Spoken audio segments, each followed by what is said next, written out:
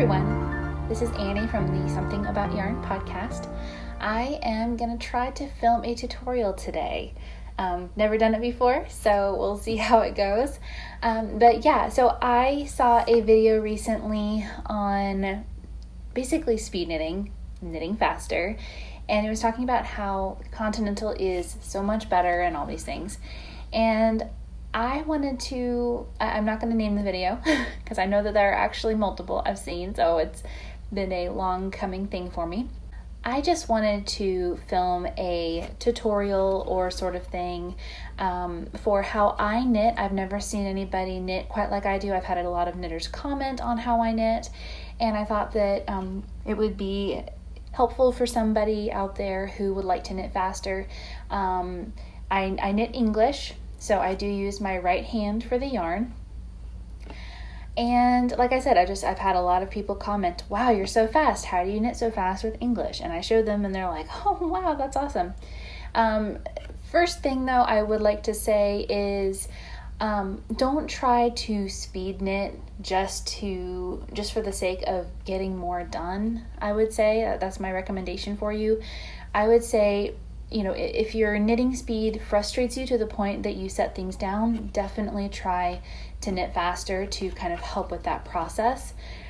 But I would recommend don't try to speed knit and take away from the experience. With everything going on right now in the world, one of the things that slowing down has really helped me realize is there are some times when I do things as quickly as I possibly can just to get them done and say that I did, and I miss out on the experience. So that's my 2 cents worth right there, just to, throw that out there. This is a, kind of a video to show how I knit to help you if your knitting speed is frustrating you and you would just like to knit faster. So that being said, let's get started. I started a little swatch here with some of my superwash worsted yarn right here. So I just did about 4 rows of ribbing, and then I started in on stockinette stitch to be able to not have it roll. I'm going to try. This is very disorienting. There we go. So that it doesn't roll on me. And then I did knit stitches at either end so it doesn't curl in there. So I cast on, I believe it's 21 stitches, and this is, like I said, worsted weight. I believe this is 4.5 millimeter needles. Yeah, US size 7, 4.5 millimeter, just to make the stitches a little bit bigger for you guys to see. So when I knit, like I said, I hold the yarn in my right hand. To tension the yarn, I go like this. That's all I do, is I just kind of go like that and I hold it. Now, the most important part of how I knit faster, and this is, somebody helped me kind of narrow it down on why I can knit so fast. And one of the reasons is when I do the yarn over my pointer finger, I don't wrap it or any of that. I don't wrap it back here. I actually wrap it right over, let me see if I can get it to focus. I actually wrap it over my fingernail, right over basically the arch of my cuticle right there. So when I go to pick up the yarn, I go like this, and there I am. So I'm just gonna knit a couple of stitches, and you can see what I do. So I hope this is gonna show up. But basically the idea in every video that I've seen where they depict English versus continental, they show English as always being this process where you're holding the yarn, you have to drop the needle, wrap, and then go around like that. And it honestly made me a little bit irritated that they always portray English knitting to be like that when it's really not, obviously. And I think part of it is that the reason they do that is to kind of accentuate the slowness of English knitting to make their point and make, continental seem better, which they are equal in pros and cons, honestly. And you need to do what is best for you, what makes you comfortable. And I am ambidextrous, which means that I can use my left and my right hand for many things.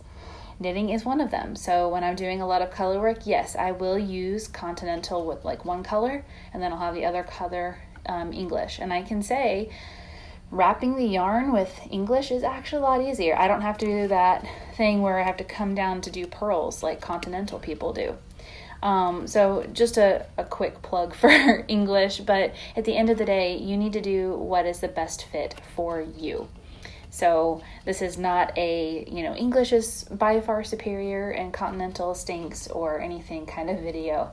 It's strictly if you do knit English and would like to knit faster, this is what I do, and this is why I knit so fast. So another trick is I work very close to the ends of the needles. So I use this finger to kind of guide the stitch and kind of, let me see if I can bring it closer. Whoops.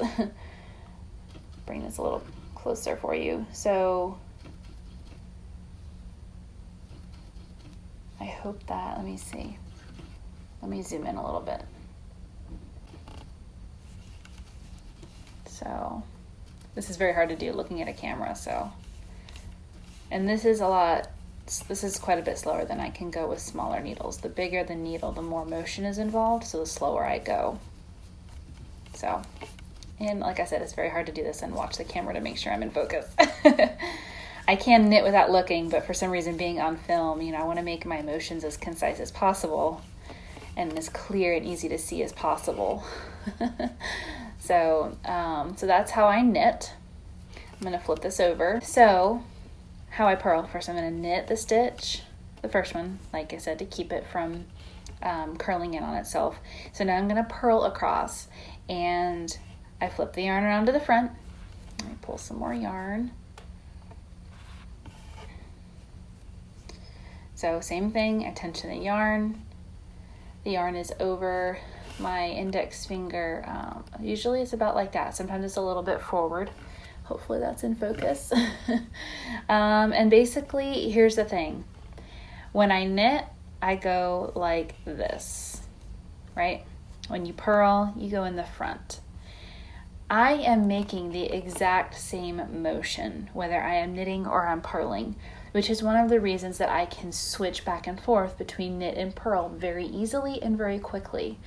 So I'm going to go ahead and purl without splitting my yarn. So that is how I purl. Oh man, this is really hard to do so close to the table, but so I keep my stitches here. I usually keep everything very up close on the top of the needles, at the ends of the needles, so that I can minimize my motions, be efficient, and therefore be quick. And I will say, it's mainly when I'm purling a long stretch, like on the wrong side row, that I have the most people comment on how fast I am. Then I'll knit the end stitch. I'm going to flip it back over. Now, real quick, I'm going to show you how I transition between knitting and purling like I do for ribbing. So there's my knit stitch. I'm going to go ahead and I'm going to, let's see, which one did I do down below? Yeah, I did a purl. I'm going to switch and purl. Now, one of the things that I do when I'm doing ribbing, especially a knit one, purl one like this, I am using, so I go in, wrap, and then when I come out, while I am pulling off the needle, I'm wrapping for the other side. So I use that momentum, that motion, to, while the yarn is like, the stitch is up at the end of the needle before I pull it down. Because see, I use my thumb to pull it down. And I use that to basically, I mean, it makes it faster because I'm not going knit, purl. I'm going like this, where I'm using all of my motion. And I hope while I was talking, I stuck to knit one, purl one. So flop it over. Flop it over, that was really dumb, but okay. Anyway, I'm gonna change the focus a little bit. There we go. I think that's in focus. That way I can be a little bit farther up off the table.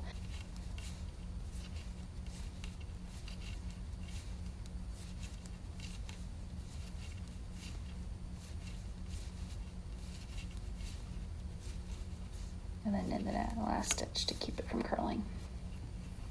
And there it is. I just did 2 rows of ribbing, just like that. And that's a knit one, purl one. So, and the same thing applies if I want to do a knit 2. Let's see. Whenever I go to switch, I use the motion of pulling off that stitch when the needle is down and it's easier in reach to go ahead and wrap it around. So, whoa. Anyway, yeah, so there's my, am I staying in pattern? Yeah, oh no, okay, there we go, hang on. I lost track of where I was, okay. Purl, purl, knit, knit.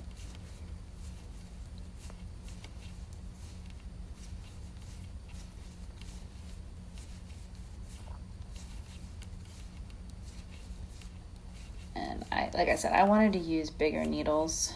Well, I'm gonna knit the last stitch. I wanted to use bigger needles so that you guys could see a little bit better, but like I said, it is typically quite a bit faster for me to knit with smaller stitches. So I am gonna switch over to a project that I'm working on. You will have seen it on the podcast, and I'm just gonna knit across at my regular speed so you guys can see. So with smaller needles, it's even easier to stay at the end of the needle for everything. So, here, let me zoom in a little bit so you guys can see.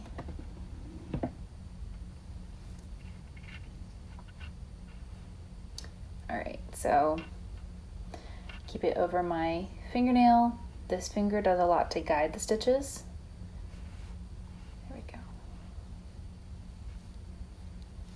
Yarn out of the way.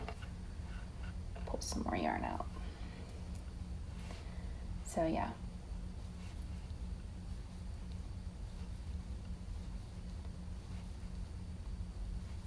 It's so hard to do. I know I keep saying that, but it's nerve-wracking doing it on camera for some reason. So yeah. Now if I were in pattern to start purling, it'd be the same thing.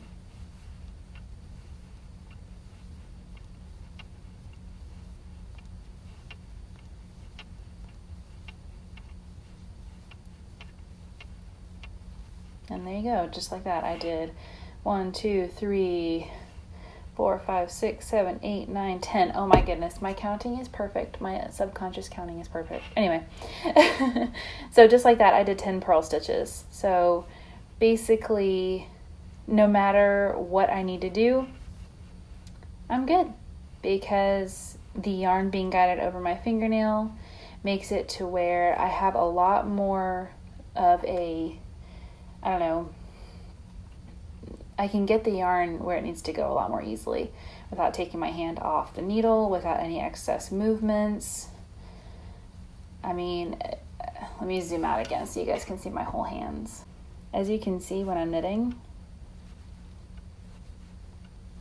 the motions, I mean, my hands are hardly moving. And if you watch the fastest knitters in the world, their hands, like, they hardly move at all. Whoops, strand is too long now. There we go. And one of the things that is also really important is keeping this tension right here, so that my finger's not way out here, obviously, but then it's also not right here, so that way I can't go around the needle. So it's a good distance to where I have the full range of motion while still utilizing very specific and measured movements. So when I go like this motion right here, that is when I release the tension. for the next stitch for the yarn to move through my fingers. And like I said, it is completely unconscious at this point. For me to, it's not conscious for me to do it, so I don't know if I can. I can't do it when I'm thinking about it. Anyway. So, yeah, that's it. So, I hope this was helpful for you, and maybe I'll do another video again soon. But like I said, give it a try, and if you have any questions, let me know in the comments. And thank you for watching. Happy knitting!